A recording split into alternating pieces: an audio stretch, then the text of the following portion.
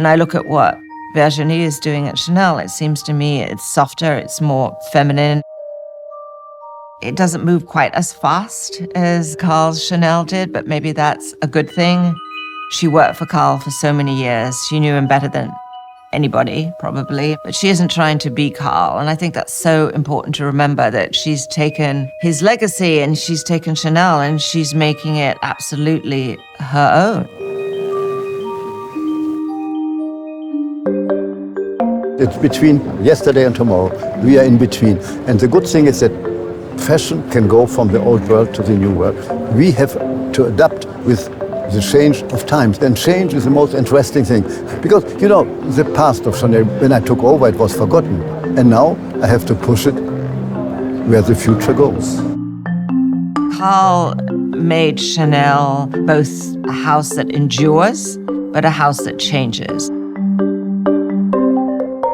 Whilst Karl left this tremendous vacuum in the world of fashion and style, the establishment at Chanel handled everything with this sense of really a seamless transition. Like Karl before her, obviously Virginie is immersed in the history of Chanel and the life that Gabrielle led and how much of her personal life influenced her design.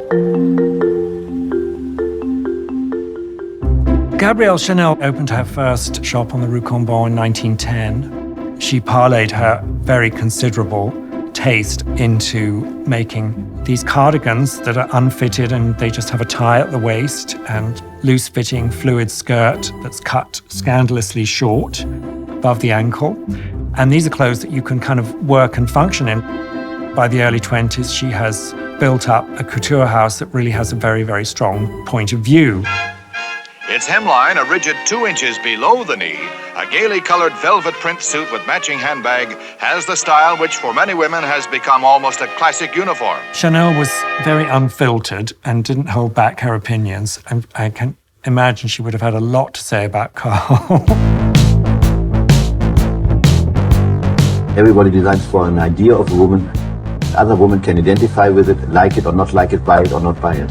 Chanel was good for Karl, but of course Karl was extraordinary for Chanel. He just had this unbelievable instinct for absorbing the zeitgeist. When I came here as a kid, I expected Chanel to be really serious and stuffy. And then as soon as I came, it was like this fun family atmosphere. Karl and everyone made me feel very welcome. He embraced everything. He followed culture, he followed film, he followed literature. He loved society, he loved grand houses.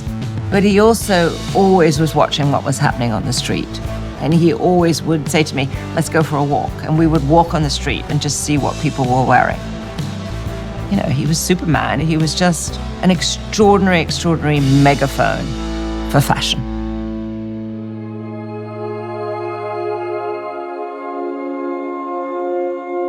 When we heard about Karl passing away, we were in shock.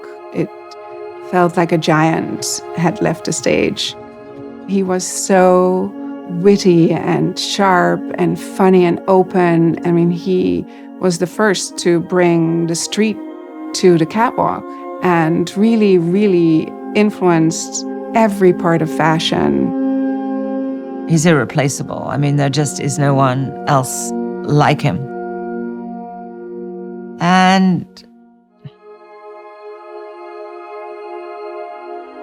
I think for people that maybe don't know Karl or didn't know Karl as well as I did, because I was so lucky to know him over so many years, that there was a very vulnerable side to Karl, and I just felt so privileged to be inside that circle. We genuinely had a friendship. I certainly miss our conversations. I miss his honesty. I miss his exuberance. I miss his wicked sense of humor, his love of gossip. I miss everything about him, really. It was not a relationship that I'll ever be able to replace. With him passing, it's a beautiful legacy that he leaves, which lives side by side with Gabrielle Chanel's legacy. I always remember sitting in on an interview that one of our first ladies was giving, and they were asking which first ladies that came before you most influenced you. And she said back, slightly annoyed, I think I'll just be myself. And I think that's Virginie's approach too. For Virginie, taking on the legacy of Karl and of Gabrielle Chanel was in a way easy. Everything is easy here. And hard at the same time. I'm always worried about maybe, is it going to be okay or good? More and more we can see it, that she's infusing her own style and ideas into the collections. She always has that little extra something that makes it more rock and roll and stylish. She always has an edge to her clothes. It's really beautiful without trying hard at all. It just like happens to be incredibly elegant.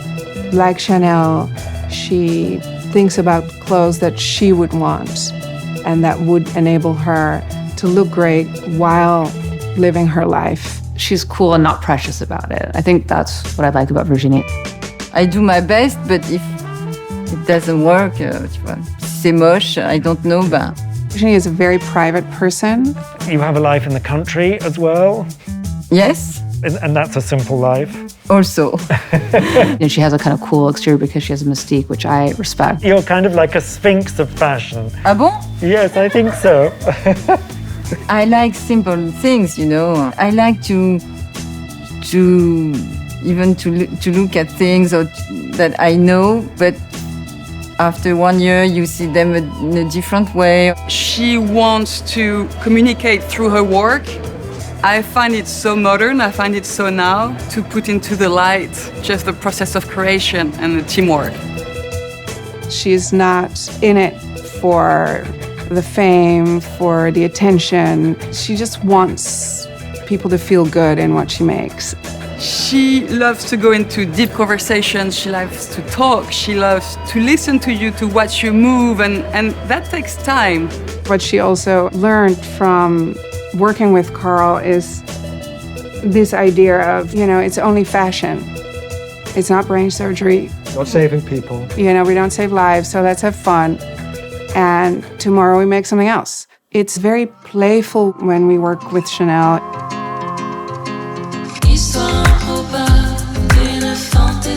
There's almost a telepathic connection with Virginie.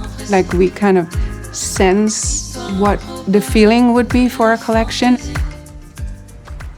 She's much less fashion reference. We would go like, oh, remember this movie from the 70s? And, when she crosses the street, she's wearing this coat with that bag and whatever. And for her, it's much more, no, remember that feeling when you would go to a club and you're wearing this amazing new coat and it's super hot in the club, but you don't want to take your coat off. You just keep it on and dance the whole evening. When we're working on the fittings together, the girl that designs the fabrics has as much input as Virginie, as the girl that does the jewelry or the bags. They know when it's a starting point and they understand what I want. Or it's a real team of all these amazing women that are just doing it together.